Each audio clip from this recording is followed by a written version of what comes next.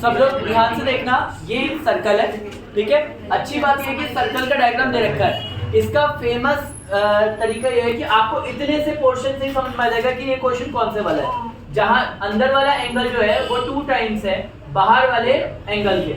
अब यहाँ पे करेंगे कैसे, आप लोग पहले एक सर्कल, वो एक ट्राइंगल दिख रहा है सबको, यहाँ तो एक ट्राइंगल दिख रहा है। एक ट्राइंगल के कितने एंगल है? 3। इस ट्राइंगल का पहले एंगल का नाम है PTQ। इस वाले ट्राइंगल एंगल का नाम, इस वाले एंगल का नाम है TQP।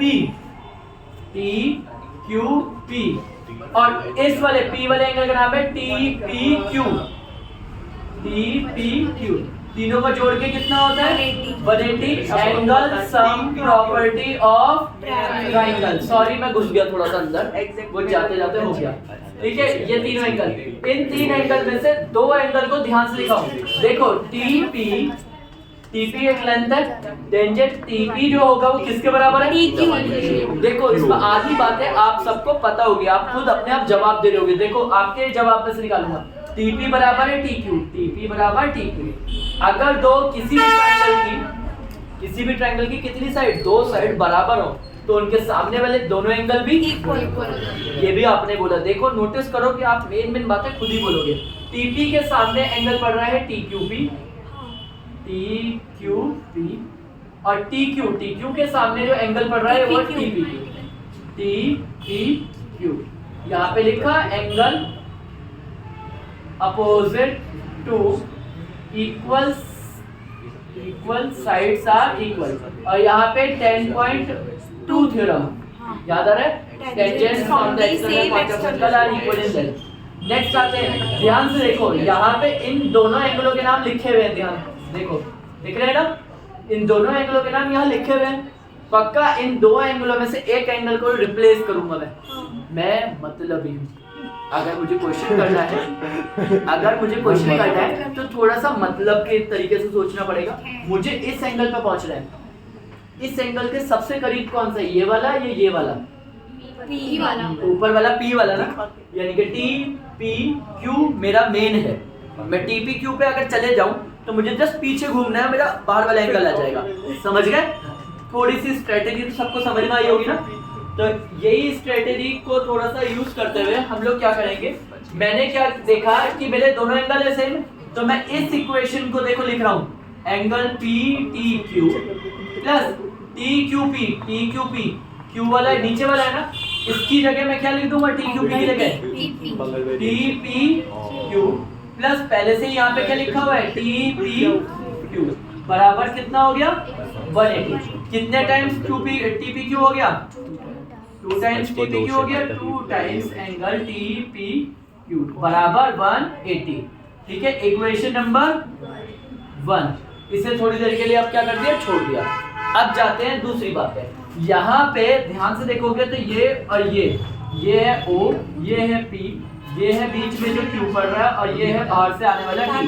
हमें पता है जो टेंजेंट होती है और जो रेडियस होती है वो दोनों एक दूसरे पे क्या होती है? 90 डिग्री होती है। तो टेंजेंट जो है हमारा एंगल TPO वो equal to O equal to कितना होगा? 90 डिग्री। क्लियर है? अब TPO जो है वो 90 डिग्री है, वो कौन सी थ्योरम की वजह से? 10.1 थ्योरम। टेंजेंट एंड रेडियस दोनों एक दूसरे पे क्या होते हैं? परपेंडिकुलर। अब TPO पे ध्यान से देखो, मैं TPO के अंदर जाने वाला हूँ। TPO के 2 एंगल है, एक TPQ प्लस दूसरे वाले एंगल का नाम है OPQ दिख रहा है? OPQ। मेरे उस एंगल का नाम आ गया जिस एंगल को मुझे चाहिए, बराबर कितना हो गया? 90। क्लियर है सबको? देखो मेरा TPQ यहाँ पहले से लिखा हुआ है ना, मैं TPQ की वैल्यू निकालूं, ये प्लस का उधर गया तो माइनस का, तो मैं लिख देता हूँ TPQ बराबर 90 minus OPQ। Equation number 2। Equation 2 को इक्वेशन नंबर 1 में क्या कर दूंगा? पुट। देखो यहाँ पे लिख रहा हूँ, put equation number 2 in equation number 1। तो 1 इक्वेशन है मेरा PTQ प्लस 2, और यहाँ TPQ की जगह क्या लिख दिया मैंने?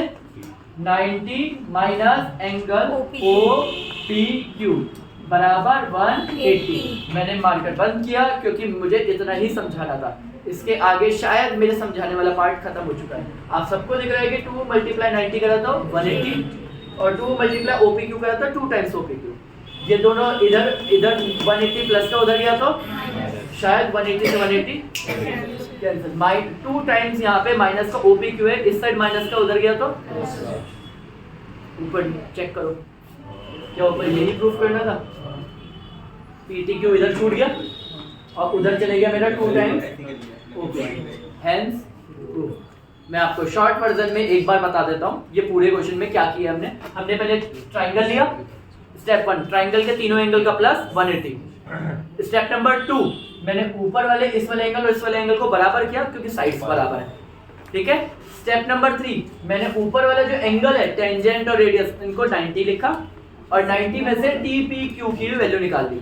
बस वैल्यू निकाल के मैंने उसे वापस इक्वेशन नंबर 1 में पुट कर दिया। 4 स्टेप, हेलो सर, 4 स्टेप और पूरे सारे क्वेश्चन को सॉल्व कर लिया हमने, ठीक है। Done, clear. तो देखो बस एक लॉजिक है बहुत सिंपल सा, इससे कहा the length of chord is 8 centimetre. ये पूरी कॉर्ड दिख रही है, कॉर्ड पूरी की पूरी 8 है।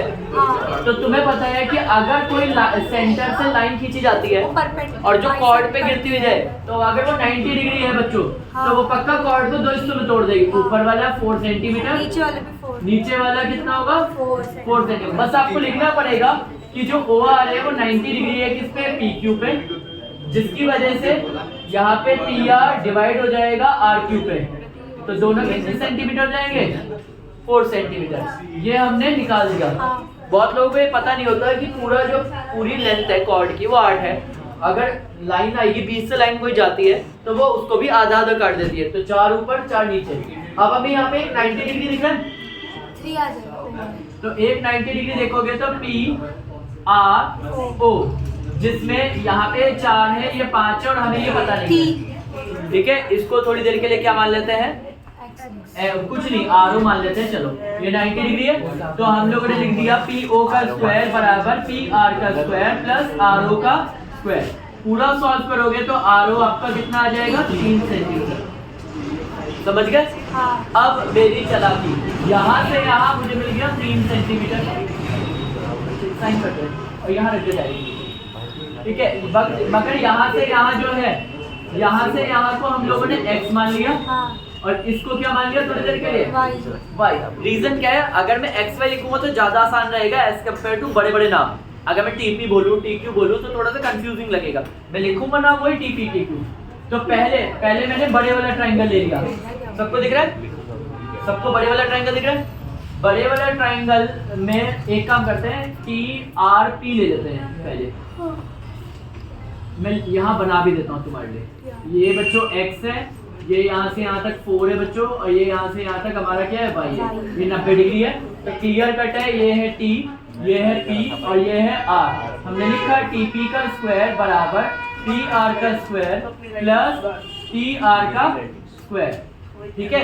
TP हमारे पास कितना है, y का स्क्वायर, PR हमारे पास कितना है बच्चे, 4 का स्क्वायर, और TR हमारे पास कितना है, x का स्क्वायर। यहाँ पे ये पूरा लिखा सेगमेंट, हमने इसको यहाँ छोड़ दिया। अब यहाँ पे रखने के बाद ये आया बड़े वाला ट्राइंगल, ये वाले में यहाँ 90 डिग्री होता है, हम सबको पता है क्योंकि कौन सी थ्योरम है, 10.1 थ्योरम की वजह से ये 90 डिग्री होगा, जिसकी वजह से ये पूरा y है, ये पूरा 5 है यहाँ से यहाँ तक, और जरा यहाँ से यहाँ देखो ये x और ये क्या है, 3 x प्लस 3 है। डन। यहाँ पे फिर दोबारा पाइथागोरस लगेगा, यहाँ पे जो पाइथागोरस लगेगा, यहाँ t है, ये o है और ये क्या है, p। TO का स्क्वायर बराबर TP का स्क्वायर प्लस PO का स्क्वायर। TO कितना है, x प्लस 3 का होल स्क्वायर। TP कितना है आपका, y का स्क्वायर, और PO कितना आपके पास, 5 का स्क्वायर। शायद आपको दिख गया होगा y के स्क्वायर की जगह मैं क्या रखने वाला हूँ, इक्वेशन नंबर 1। तो यहाँ पे equation number 1, from equation number 1 से ये पहले इसको खोल दो, x प्लस 3 का उसका a का स्क्वायर प्लस 3 का स्क्वायर, 3 का स्क्वायर क्या होता है, 9 प्लस 2ab 2 3 का 6 6x डायरेक्ट लिख दूं। आधे लोग तो नहीं है कि ये लोग सोचे कि 6x कहाँ से आया, x और 9 तो समझ में आया। फिर 2ab वाला है, y स्क्वायर की जगह क्या आ गया हमारे पास 4 का स्क्वायर प्लस x का स्क्वायर, और साइड में क्या बचा है 5 का स्क्वायर। ये हमारे पास x का स्क्वायर है।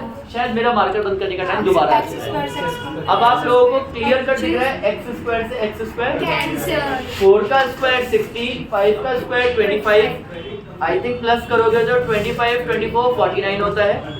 49 प्लस का इधर गया, प्लस का 9 उधर गया, तो 49 में से 9 गया तो 40 यहाँ पे 6 मल्टीप्लाई में उधर गया तो 40 बाय में 6, 2 से काटो 20, 6 को काटो 3, आंसर है 20 बाय में 3। ये आ गया आपका x। आप लोग x की वैल्यू यहाँ डालोगे, आपको क्या निकल के आएगा? आई थिंक आपका क्वेश्चन हो चुका है। अब तक आपको जो ढूंढना था वो आपको मिल चुका है।